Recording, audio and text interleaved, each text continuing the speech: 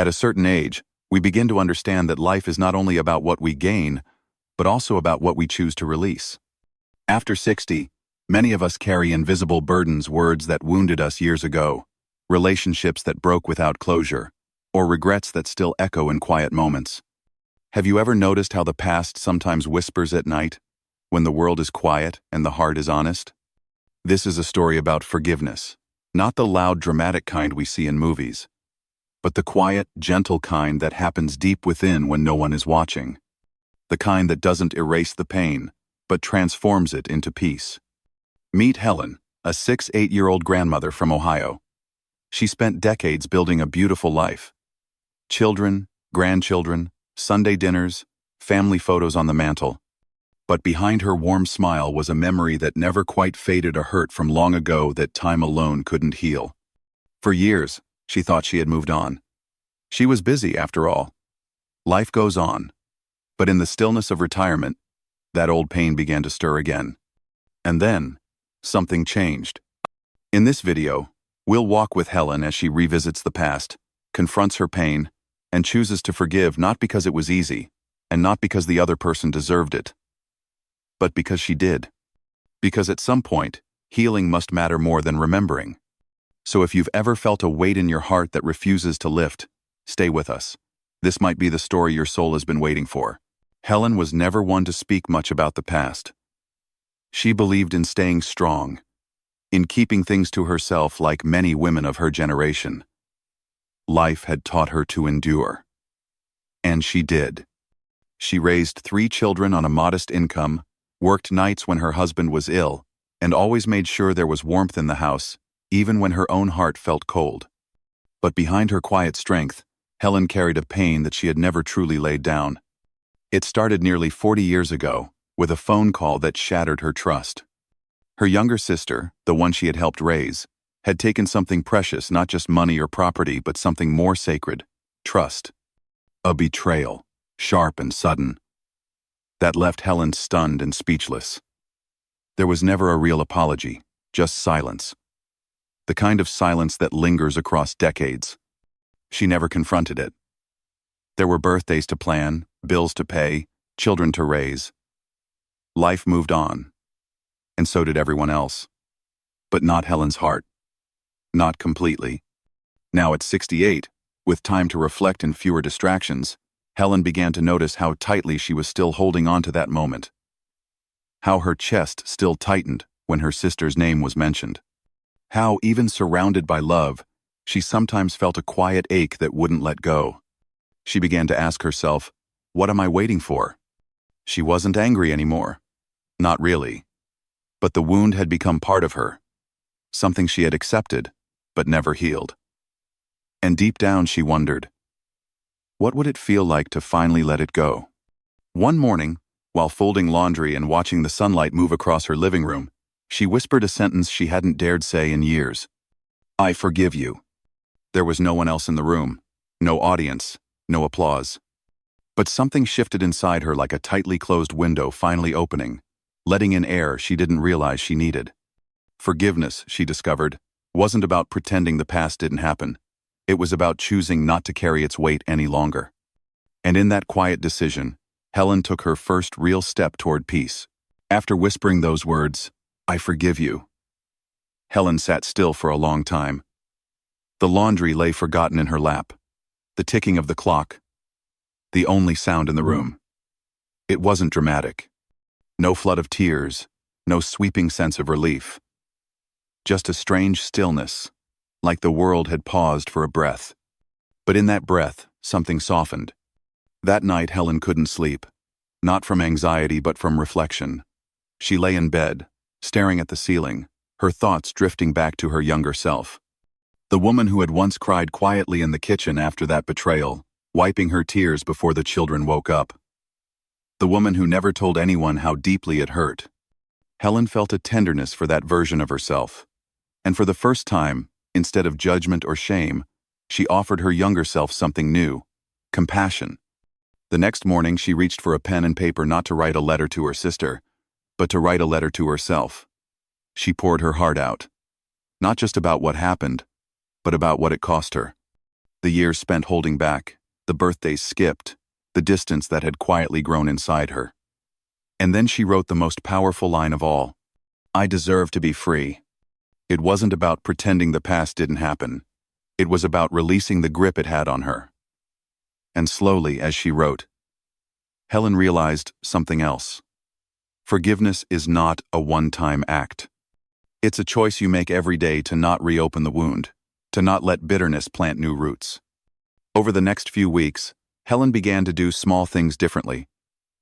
She pulled out an old photo album with her sister in it, something she hadn't done in years. She lit a candle one evening and whispered a silent blessing. Not for the sake of reconciliation, but for her own release. And with each act, she felt a layer of heaviness lift. She didn't call her sister. She didn't need to. Forgiveness wasn't about rebuilding what was lost. It was about finding peace in herself. A quiet peace, the kind that doesn't ask for anything in return. Helen had not changed the past, but she had changed her relationship with it. And sometimes, that is the most sacred kind of healing there is. In the days that followed, Helen didn't speak of her forgiveness to anyone. Not because it was a secret, but because it didn't need to be spoken aloud to be real. It lived in how she moved, in how she breathed, in how her shoulders no longer curled forward with invisible weight. There was a new lightness in her step, though she hadn't noticed it at first. Only when her neighbor, Mrs. Langley, smiled and said, "You look well today, Helen," did she realize that something inside her had shifted and the world had quietly noticed. Small moments became sacred. A morning cup of tea by the window felt warmer. The birdsong sounded sweeter. When she sat in her garden, hands deep in the soil, she felt the earth receiving her presence in a way it hadn't before, as if the world around her had been waiting for her heart to soften. But the most surprising change wasn't external. It was how she began to feel about herself. For years, Helen had treated herself with quiet criticism for not standing up sooner, for holding on to pain too long, for letting a relationship drift into silence. But now, that inner voice began to speak more gently. She started giving herself the kind of grace she had always offered others. She no longer needed to be perfect, strong, or unshaken. She just needed to be honest and human. One afternoon, while sorting through old letters in a dusty drawer, she found a card her sister had sent decades ago. It was simple, a birthday card, unsigned beyond, "With love." In the past, she might have felt that familiar sting. But now, she held it with calm hands and smiled. Not everything can be repaired, but not everything needs to be. Forgiveness had not rewritten her history, but it had rewritten how she carried it. Helen began to sleep better. She laughed more often. Her grandchildren noticed she told more stories, even the sad ones, with a softness they hadn't heard before. In forgiving her sister, Helen had made peace not just with one moment but with many. She had opened a door inside herself, one that had been closed for too long. And behind that door, there was space to breathe, to live, to grow. Not despite the pain of the past, but alongside it. As Helen sat quietly one evening, the sun casting a soft golden hue across her porch, she realized something she wished someone had told her years ago. That forgiveness isn't a reward we give others, it's a kindness we give ourselves.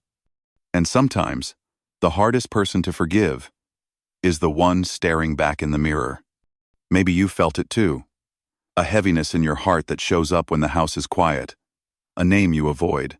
A memory you tuck away like an old photograph turned face down. You tell yourself it doesn't matter anymore, that it was long ago. But still, it lingers. Still, it stings. You're not alone. Many people reach their 60-second, 70-second, even 80-second, still holding on to pain they never meant to keep.